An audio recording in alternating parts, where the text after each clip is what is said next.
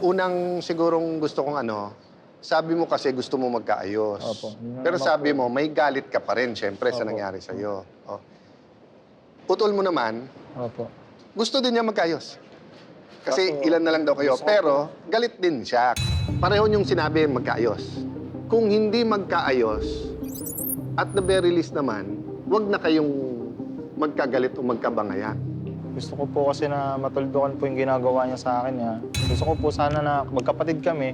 Gusto ko po minamamagitan para po yung pagiging ayos namin. Gusto ko po yung totoong ayos po kasi tambal po kami. Ano po Baguhin kami? mo kasi ugali mo panakit ka physically. Kaya nasaksak kita dati, sinuntok mo ako sa mukha nun eh. Sa isang banda, ang gusto mo, matigil at magbago siya. Opo. Ikaw din. Pero sa isang banda, mahal mo rin siya. Opo, kapatid ko po siya. ito una kong sasabihin sa inyo, kailangan nyo isipin ano mas importante sa inyo. Na magkabati kayo dahil magkapatid o mas importante bang baguhin mo siya? Alin sa dalawa mas Mas importante gusto ko pong maayos kami magkapatid. Oh, ikaw. Ganun po sana, sir. Pero paano nga kung ayaw magbago? So sa akin, di ba, alimbawa, kung hindi kayo handa, edi wag muna kayo mag-usap at wag kayo magkita. Masakit kasi kapatid mo yun. Pero ano mas masakit? Nakikita kayo pero nag-aaway kayo. Opo, ganun nga po. Kada magkikita kami, para may galit po siya sa akin. Hindi ko alam kung saan nanggagaling eh.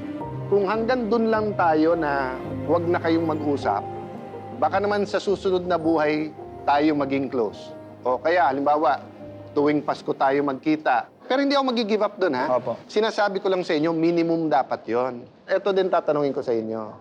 Sa buhay na mahirap, ano ba gusto nyo? May kakampi kayo o hindi? Meron po. Di ba? Opo. Bukod sa Meron akin, po. Meron po kami. Ako, natikman ko na solid yung mga kapatid ko sa lahat ng gawin ko. Oh, kahit na hindi ko kailangan, iba yung nandun, di ba? Opo, iba po Oh, yun. Ganun. iba yung ganon. Oh. Makaramdaman mo mahal ka ng kapatid mo. Pero eto, sasabihin ko sa inyo, itaga nyo to sa bato, ha? Kung hindi nyo papatawarin ang isa't isa at sarili nyo, kailangan patawarin mo siya sa pagsuntok, pero kailangan mo rin patawarin sarili mo na sinaksak mo siya. Opo. Ikaw, pre, kailangan mong Opo. patawarin siya na sinaksak ka niya, Opo. pero kailangan mo rin patawarin sarili mo kung may ginawa ka sa kanyang Mali, masama. opo. Di ba? Kasi pag hindi mo ginawa yon, hindi tayo matatapos. Babalik din po sa ganun. Babalik din, di Opo, ba? eh, kaya nga po. Okay. Kaya po gusto namin namamagitan para Hindi, matuldukan pero po yun. tayo pa lang yon. Opo.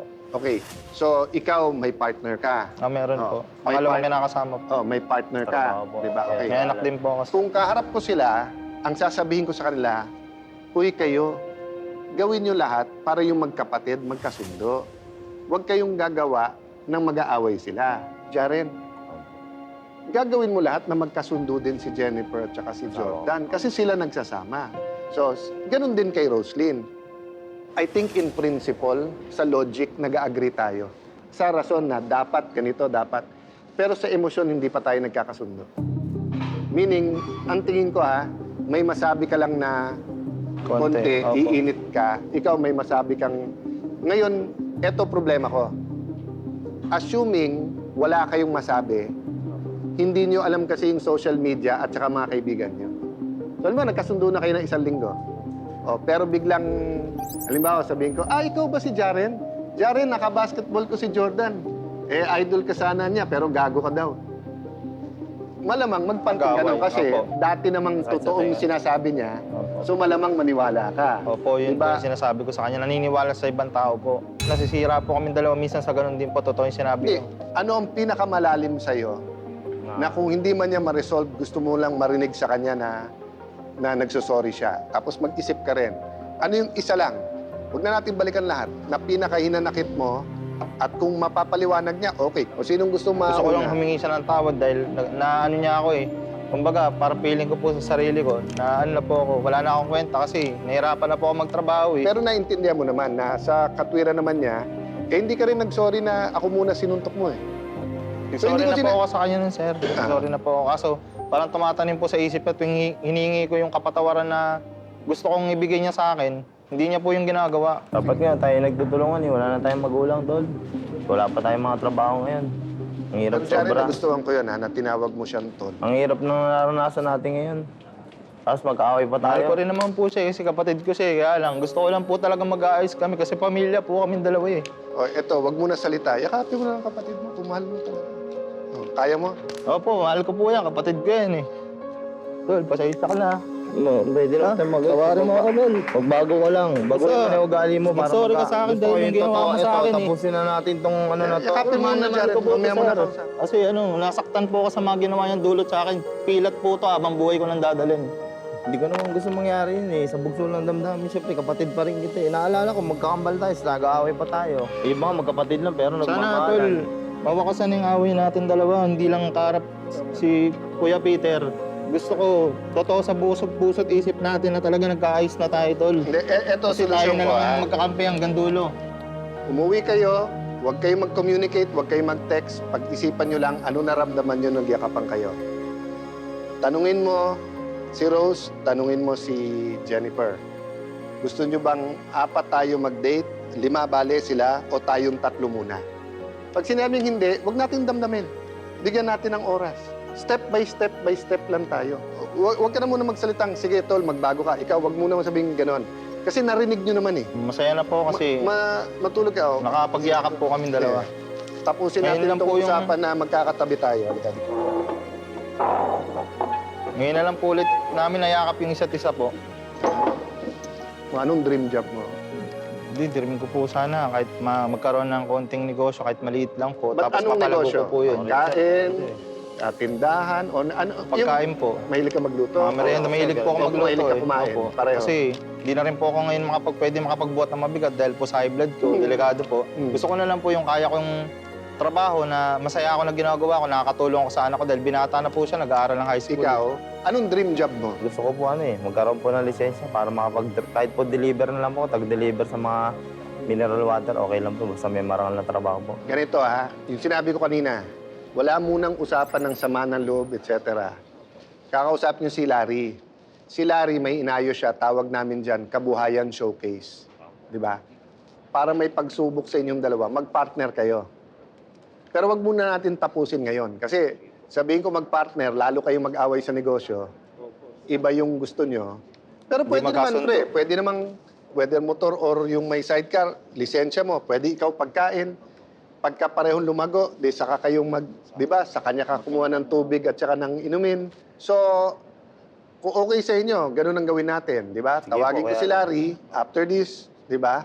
Usap muna kayo sa kabuhayan. Ayoko kasing mabigla, tapos may sabihin kang biglang masakit, balik na naman. Hindi pa halagaan po namin Sinasabi. yung ito po na pagharap-harap natin na hindi na po kami mag-aaway dahil namagitan po kayo. Lagi po namin yung tatandaan sa puso't isip Tingin ko namin. pag nagsama kayo, 1 + 1 = 10 eh. Iba yung powers ng ng kambal eh. Maraming salamat po, Kuya. So, God bless po. huwag muna kayo alis dahil pakikilala ko sa inyo si Larry. May konti kaming pauwi sa inyong regalo. Ito ang ating mga mahal na Maritime. Ayan. O, may uwi kayo ng konti. Ito Salamat si Larry. po, Kuya. So, pagkatapos Hello po, ito, Larry, Larry. usap. Narinig mo naman yung pangarap nila. Pero pakiusap ko rin, check up. Sa high blood niya, sa mata. So, pupuntahan muna natin si Ate Pia dahil meron po siyang surprise na isang educator, actually teacher, principal, na malapit sa aming puso, no? So, abangan niyo po to.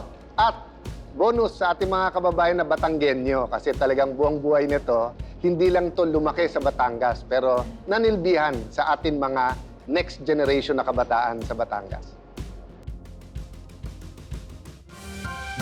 Matapos mapag-ayos ni Kuya Alan sina Jordan at Jared, masaya namang sinimulan ng kambal ang bagong yugto ng kanilang buhay ngayong Kapaskuhan.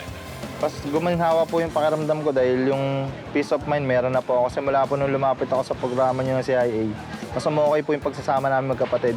Tsaka mas maganda po yung pasok ng blessing sa akin nung nagka-ayos po kami ng kapatid ko. Masarap po sa pakiramdam na napag-ayos po kami ni Kuya Alan. Bilang bahagi ng kanilang bagong simula, sinamahan ng Cayetano in Action with Boy Abunda ang magkapatid sa pagbili ng fishballs na pang-unang paninda para sa kanilang food cart na sadyang ginawa ng programa para sa kanila.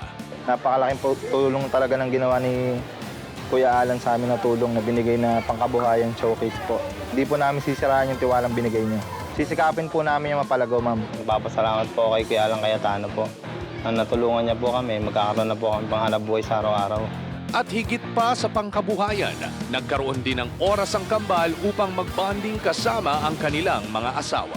Pinagpapasalamat ko, ma'am, yung nagkaayos na po kami magkapatid. Tsaka yung binigay niyo pong tulong nga, paraking pagbabago po ng buhay ko nung dumating po ito na tong blessing na to.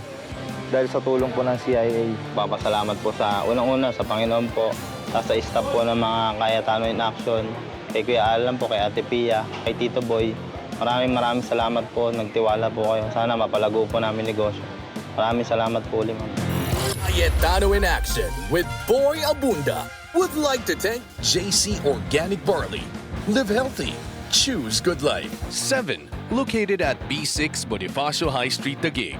And Seymada from La Luna Cafe. Come home to a delicious tradition.